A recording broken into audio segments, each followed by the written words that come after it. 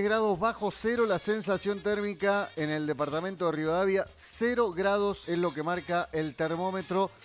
16 la máxima que se espera para este día jueves. Lo vamos a saludar al doctor Sergio Zaraco, porque si hay alguien con el que hablamos y siempre después de las entrevistas que realizamos la gente nos manda muchísimos mensajes por la claridad y todo lo que nos cuenta el doctor Zaraco, verdaderamente es un privilegio poder dialogar nuevamente con él.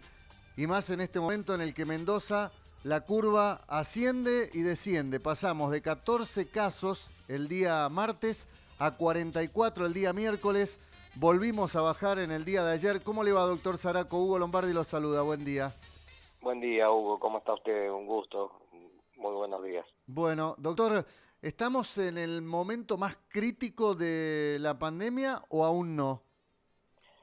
Lo que estamos es transitando la pandemia, y esto claramente lo han expresado así la Organización Panamericana de la Salud.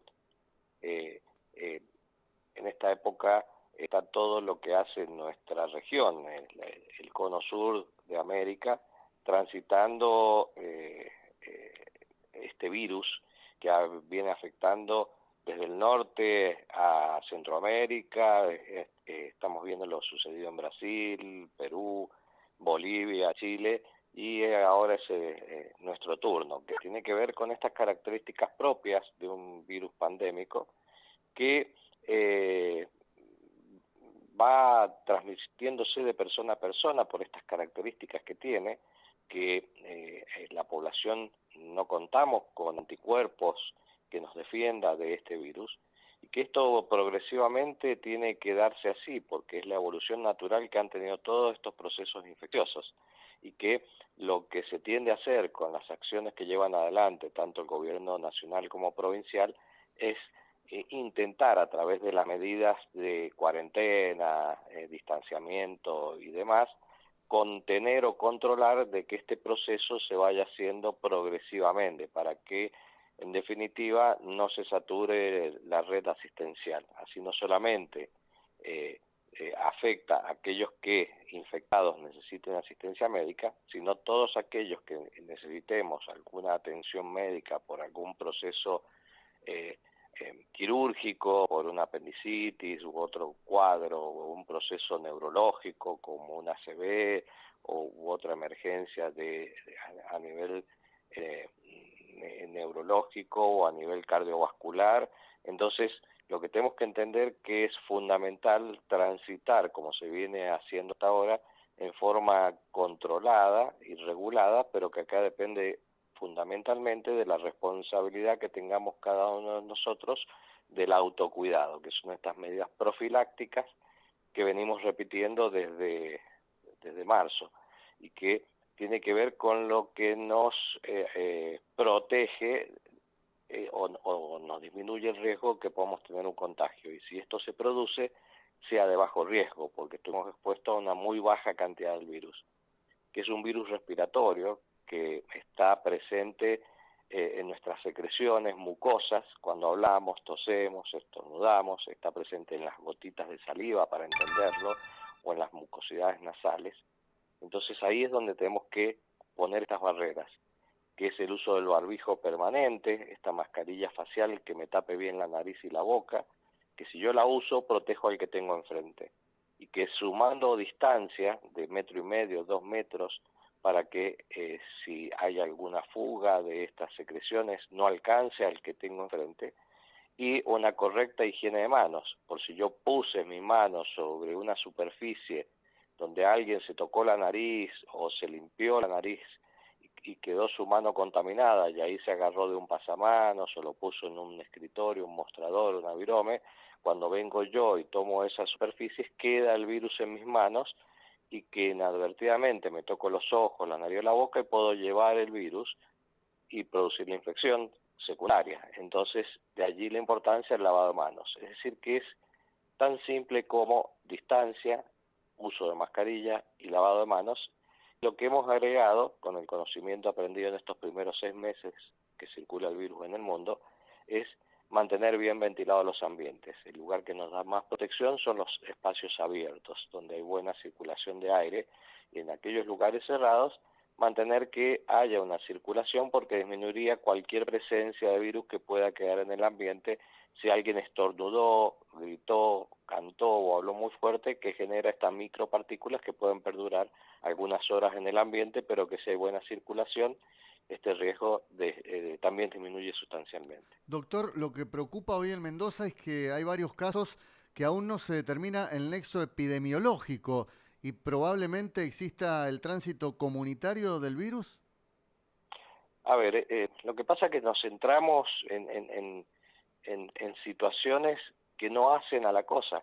Esto es una cuestión de investigación epidemiológica y que tiene que ver que de acuerdo a ello se van tomando distintas acciones de respuesta. Eh, lo que tenemos que entender es que el virus está presente y que cuando usted o yo nos contagiamos. Que después vengan y me digan no, porque usted, el que lo contagió, tiene nexo epidemiológico, no tiene nexo, se contagió. Entonces tenemos que ir al punto principal, que es no contagiarme. No importarme si el que me contagió tiene nexo, no tiene nexo, si tiene documento par, documento impar o demás. O sea, tenemos siempre ir a buscar que cuándo es el pico o cuándo es el nexo. Lo que tenemos que tratar es evitar el contagio. El virus está y el virus contagia. Y que esto es lo que tenemos que tener. Lo demás es una investigación anecdótica.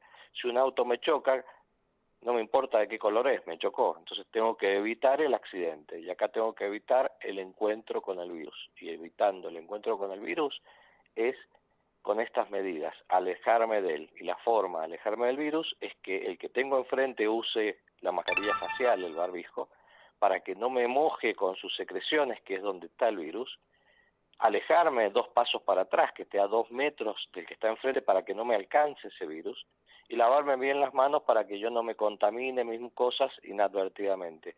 Esta es la clave, y esto tenemos que entender. Si esto nosotros lo cumplimos, y que lo debemos cumplir hasta que exista una vacuna que sea efectiva, que todavía quedan varios meses por delante, estamos hablando de por lo menos 6 meses más como mínimo, y que esto es fundamental tenerlo, que no tiene que ver si es el invierno, si hay que pasar estos meses, esto seguramente lo vamos a tener que seguir cumpliendo hasta principios del año que viene, porque es lo que nos va a permitir volver a la normalidad que hemos tenido siempre, que es esta vacuna. En el intertanto, tenemos que tener este hábito como un comportamiento saludable de vida, y esto es lo que debemos entender y que es fundamental. Fíjense en Europa, que han disminuido sustancialmente los casos, se relajaron y hoy están con brotes nuevamente, porque perdieron el uso del barbijo, la distancia y demás, tal es así que en algunas localidades se han vuelto a poner en forma obligatoria el barbijo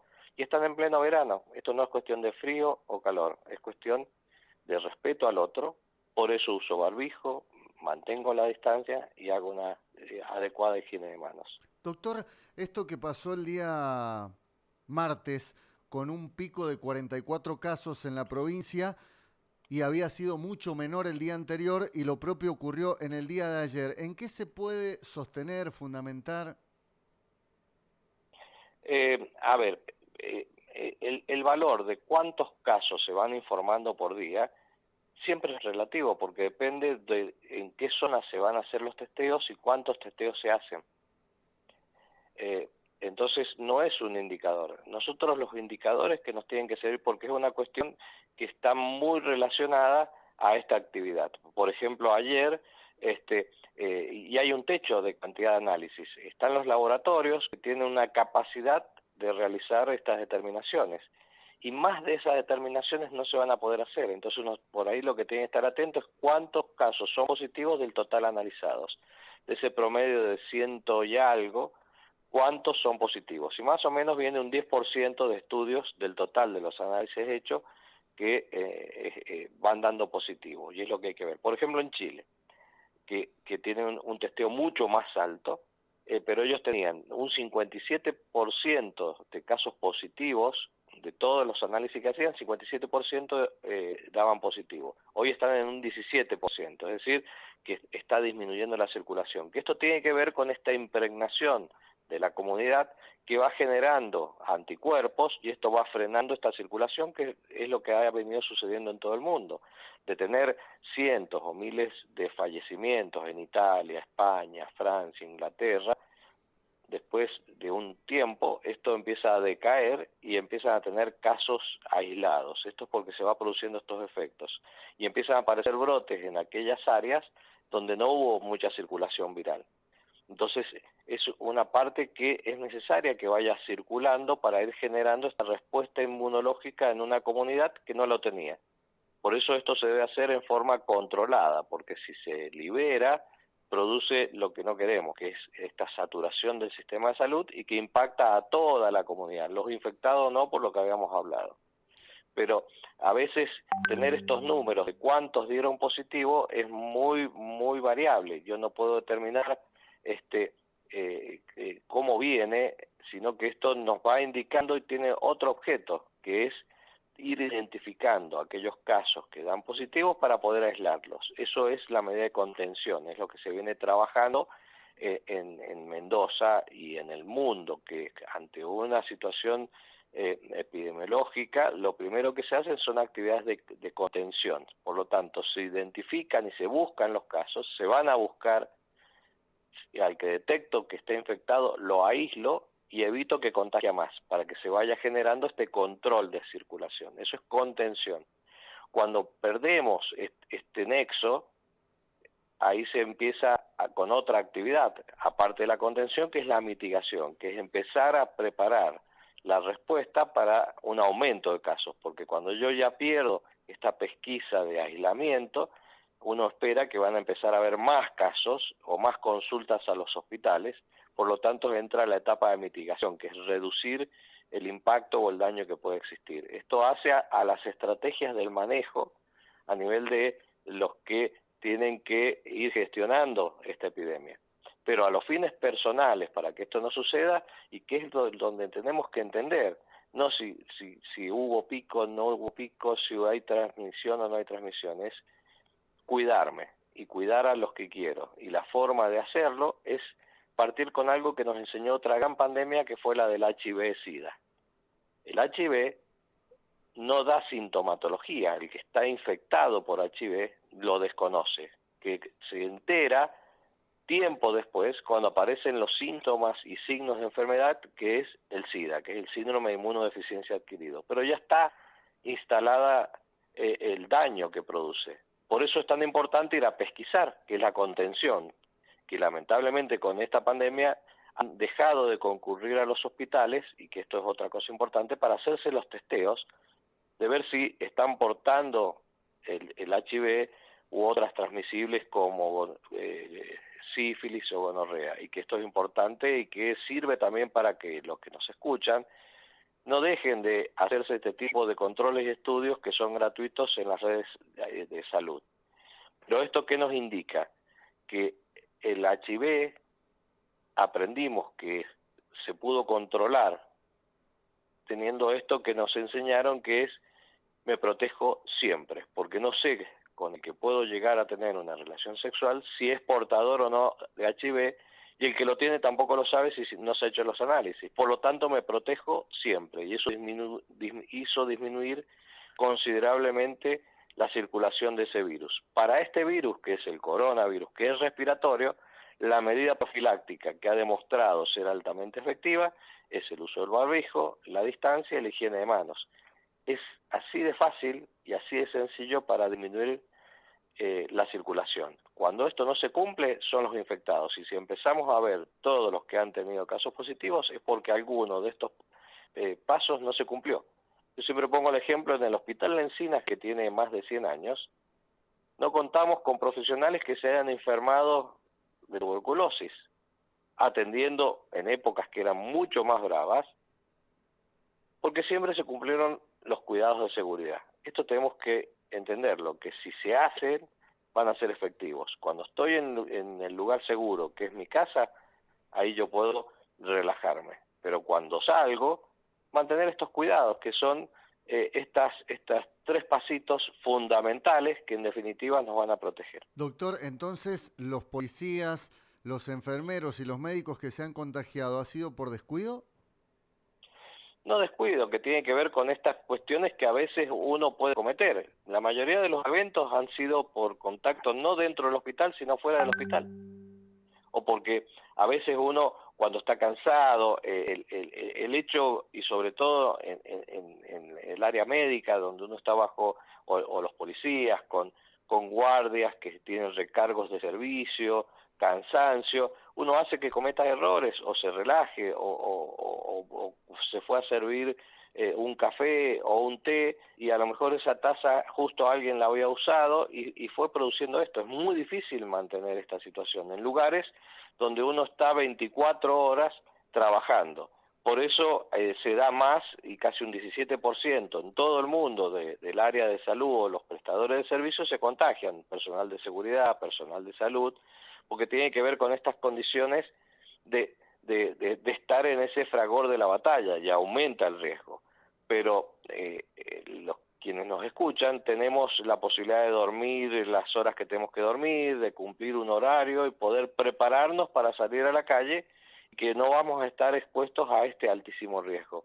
Y esto es lo que debemos entender. Aquellos que están mucho más presionados, y el riesgo de exposición es mucho mayor de poder cometer este error. Y lo otro es que al hacerlo tan sistemáticamente, y va produciendo a veces este relajamiento, o uno empieza a pensar, a mí no me va a suceder, y ahí es donde caemos.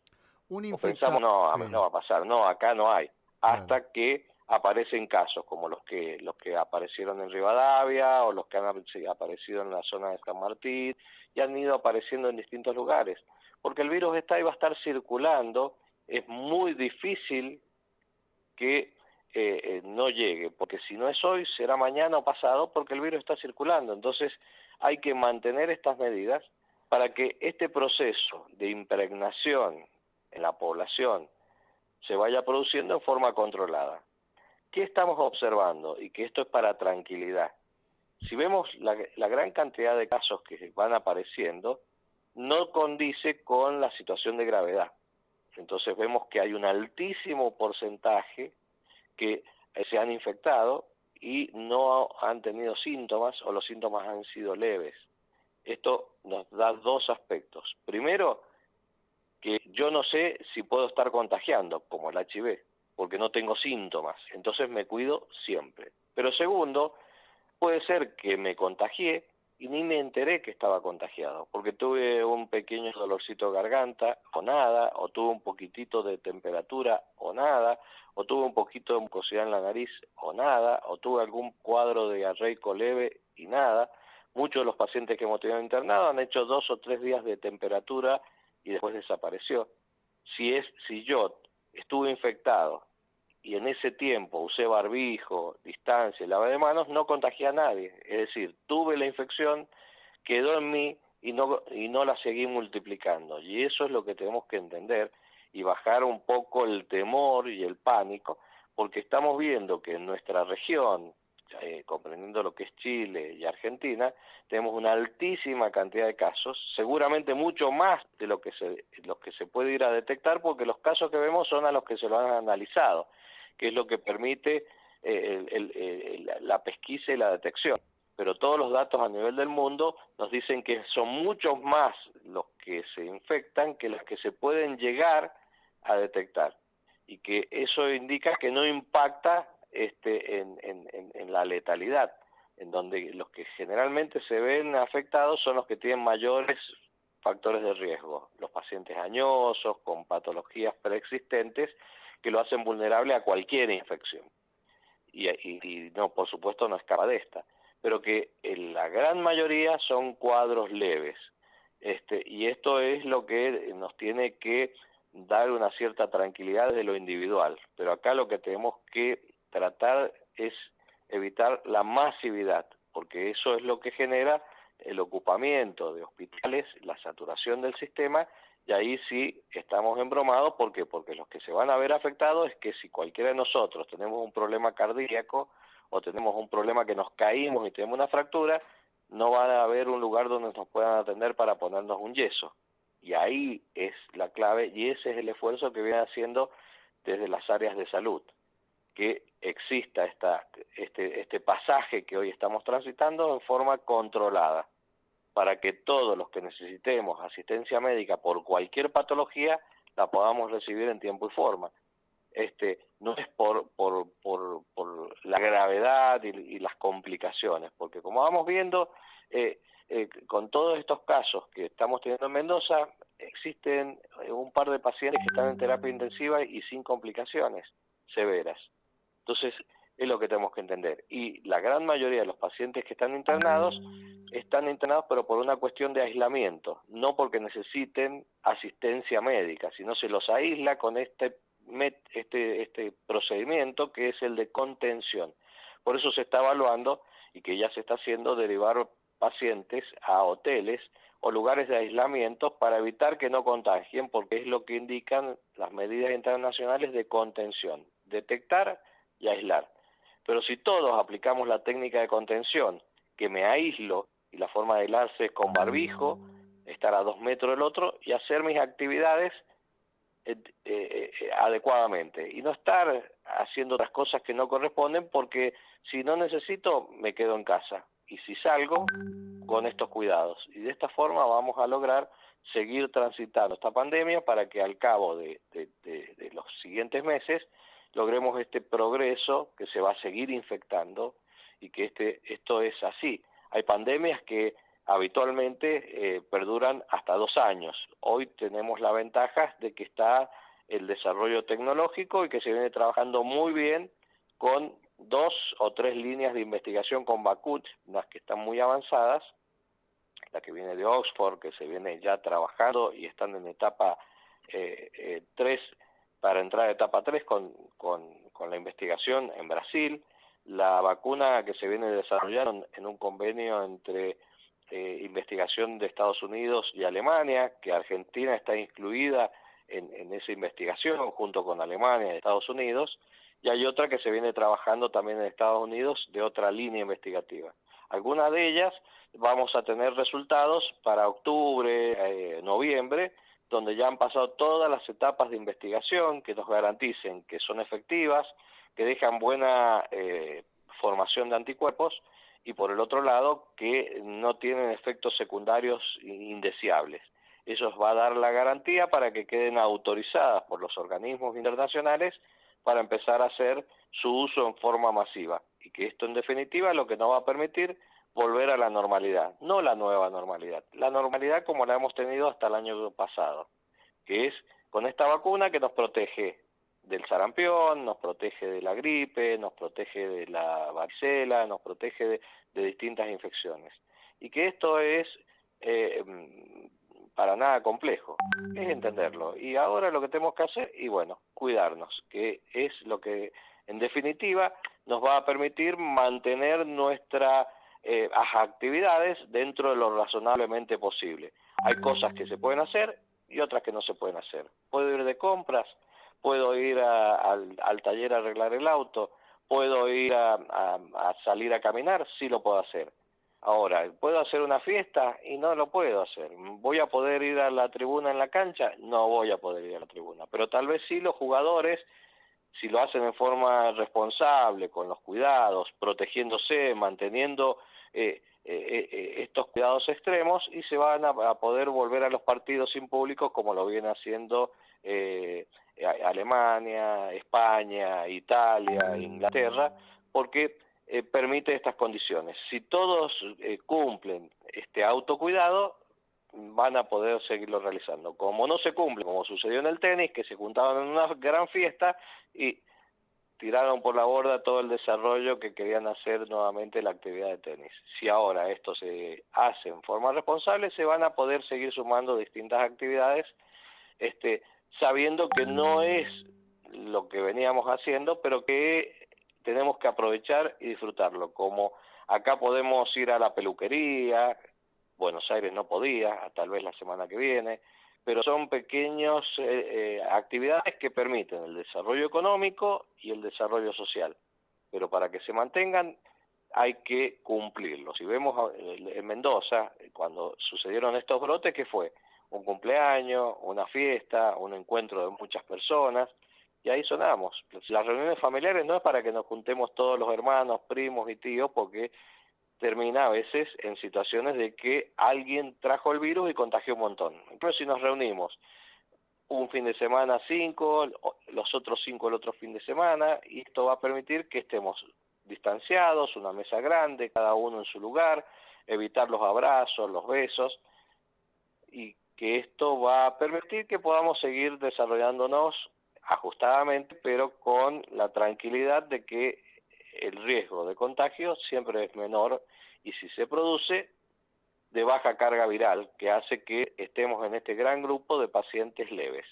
Doctor, una persona que se contagia y se recupera, ¿se puede volver a contagiar? Hasta ahora no hay ninguna evidencia en el mundo de que haya alguien que haya estado internado o detectado por una infección se haya vuelto a infectar. No hay ninguna publicación en el mundo que indique que haya sucedido esto. Eso es bueno, indica que está dejando una inmunidad.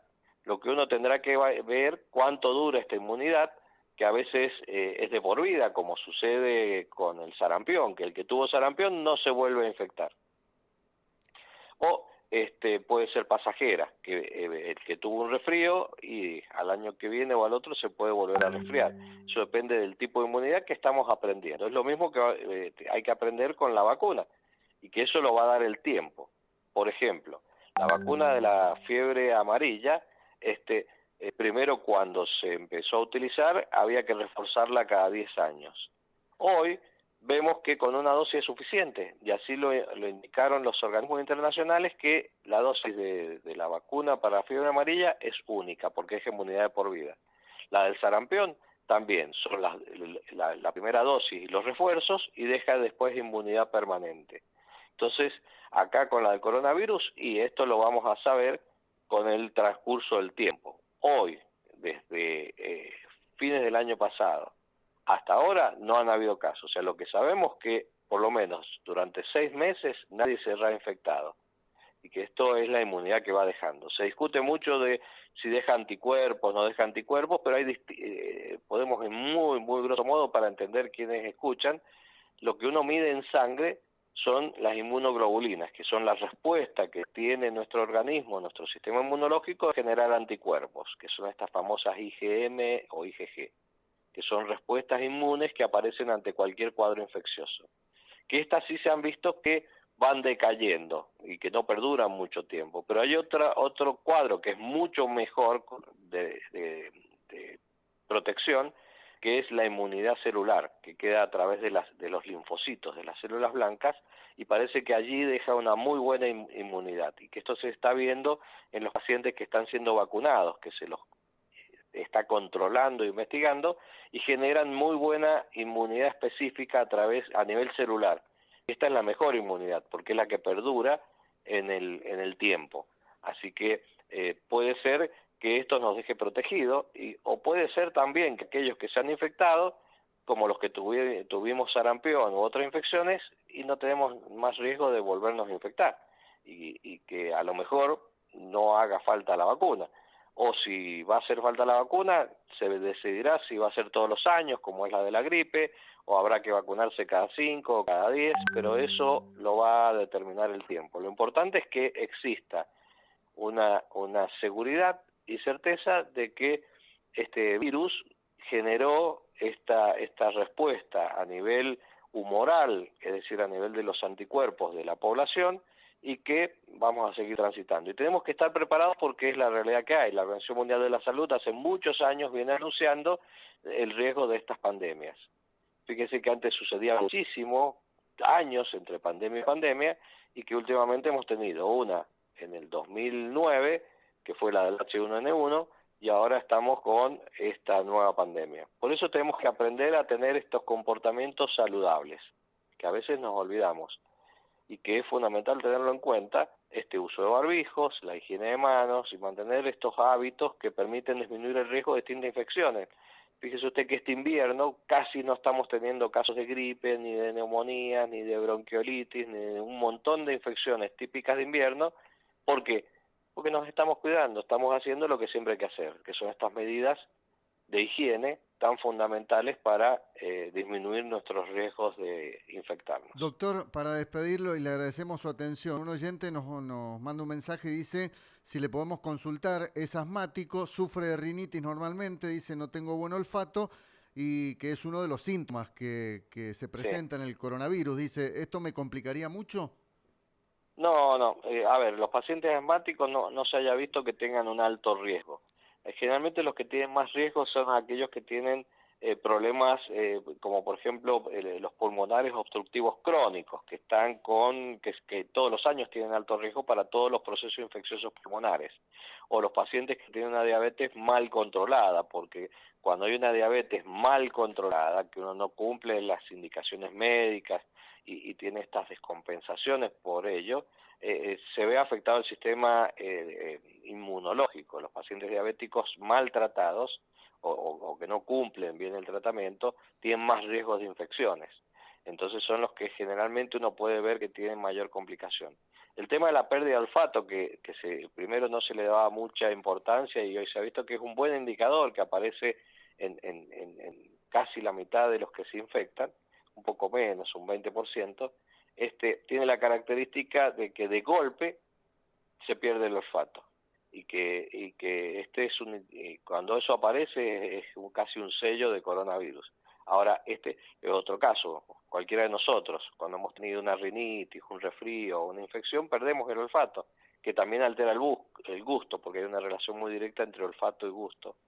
Pero en este caso, para que el oyente que se quede tranquilo, que puede confundir, pero tiene que tener estos cuidados. Ahora, siempre decimos, si yo tengo esta sospecha que si fue o no fue coronavirus, no tengo fiebre, que es un indicador fundamental, no tengo gran decaimiento del cuerpo, no tengo dificultad para respirar en forma aguda, y no aparecen otros síntomas, bárbaro. O no es coronavirus, es el proceso de resfrío propio en estos meses de invierno, o es un cuadro leve, que va a transitar en 10 días y dejó de contagiar. Lo otro que está observado es que los cuadros leves o asintomáticos en 10 días pierden esto. Por eso las normas nacionales indican que aquellos que tienen un hisopado positivo y han estado asintomáticos, a los 10 días ya están en condición de alta porque tienen baja carga viral y bajo riesgo de contagio. Distinto es los sintomáticos que tienen que tener con estos 14 días, o aquellos que estuvieron con procesos más severos, que necesitaron internación en unidades de terapia intensiva además, necesitan hasta 3 semanas, 21 días para recuperarse. Entonces, ¿qué tenemos que entender? Si yo tengo la menor sospecha que puedo tener algún síntoma que creo que puede ser un coronavirus, ¿qué tengo que hacer? Tomar mayores precauciones, usar permanentemente el barbijo dentro y fuera de la casa, tratar de no comer en la mesa con el resto de los familiares, autoprotegerme por estos 10 días o 2 semanas para más seguridad, y transité con el virus, no contagié a ninguno de mis seres queridos y quedé ya pasando el charco. Y esto es lo que tenemos que entender, hacerlo con respeto y con una lógica, y que si cada uno de nosotros hacemos estas acciones de autocuidado, vamos a permitir de que la cantidad de casos se mantenga en este 10% del total de testeados. Si esto no se cumple, y que es el gran temor que vemos que está pasando con el lunes que viene, con el Día del Amigo, y que si todos decimos, no pasa nada, estamos bien, no hay circulación, y ahí sonamos, porque uno solo que vaya a la fiesta puede contagiar a 10 o más, y ahí esos 10 pueden contagiar a otros 10 y se armó la hecatombe, como decían en un programa de televisión. Sí. Entonces, tengamos cuidado, respetos. Vamos a tener el gran Día del Amigo, la gran fiesta, el gran asado el año que viene. Este año nos ha tocado esto. Y Do- esto es fundamental que lo entendamos. Nos tocó esto. En otras generaciones les han tocado otras situaciones mucho peores, como a nuestros abuelos le tocaron las grandes guerras, o en otras situaciones le tocaron otros eventos mucho más críticos. Nosotros nos tocó esto, hay que hacerlo con respeto, con seriedad, con compromiso, y saber que afortunadamente podemos seguir comiendo, haciendo nuestras actividades con 2 o 3 cositas que nos piden. Mantenernos distanciados, no afectivamente, sino distanciados a 2 metros, pero mantener los lazos afectivos por todos los medios que tenemos, celular, redes, eh, teléfono, y que esto fortalece también nuestros aspectos afectivos que son fundamentales. Por eso a mí no me gusta hablar de distanciamiento social, yo prefiero hablar de distanciamiento personal, estar a 2 metros de la otra persona, pero mantener el afecto, y el uso de mascarilla para no contagiar al otro, y el lavado de manos, esto es fundamental. Y recordemos usar una buena ventilación a los ambientes donde hay aglomeración de personas o hay más de 3 personas, que esté bien ventilado ese ambiente. Doctor, ha sido un placer, como siempre. Muy Al clara contrario, ha sido su... un gusto poder charlar Sí, y bueno, sacarle el drama sí, desdramatizar. a esta pandemia que tenemos, que tiene sus complicaciones, pero que hay un montón de medidas que podemos llevar adelante para que no estemos incluidos en estos grandes grupos de alto riesgo. Le mando un abrazo, doctor. Gracias. Igualmente a ustedes, que le vaya muy bien, muy buen Gracias. día. Hasta luego. Impecable, como siempre. El doctor Sergio Zaraco. Se nos hace extensa la nota, pero la verdad que da gusto. Y siempre, si ustedes toman atención, siempre el final es lo mismo. Usar el barbijo, distanciamiento, higiene de manos. Tan simple como eso. No nos están pidiendo otra cosa, de que estés encerrados. No, respetar las normas, las medidas que hay que cumplir, impuestas por la Organización Mundial de la Salud. Usar un tapabocas, un barbijo, lavarse las manos, usar el alcohol en gel o el alcohol 60-40, distanciamiento, vas al banco, vas a hacer un trámite, vas al café, querés reunirte con amigos, tomás la distancia correspondiente. Con eso estamos previniendo el contagio. Es tan sencillo y sin embargo hay gente que lo incumple. Hay gente que se reúne, hay gente que hace fiestas, hay gente que quiere contagiarse. Porque en realidad si te están diciendo no hacer esto, no hacer aquello, y vas y lo haces, en definitiva te estás buscando contagiar. Pero tan simple como eso, todo lo que habla el doctor, que es clarísimo, termina en una síntesis diciendo: cuidémonos. Nos quedamos en casa cuando corresponde, no salir si no está permitido. Y si lo haces, barbijo, higiene de manos y distanciamiento. 9 de la mañana, 10 minutos.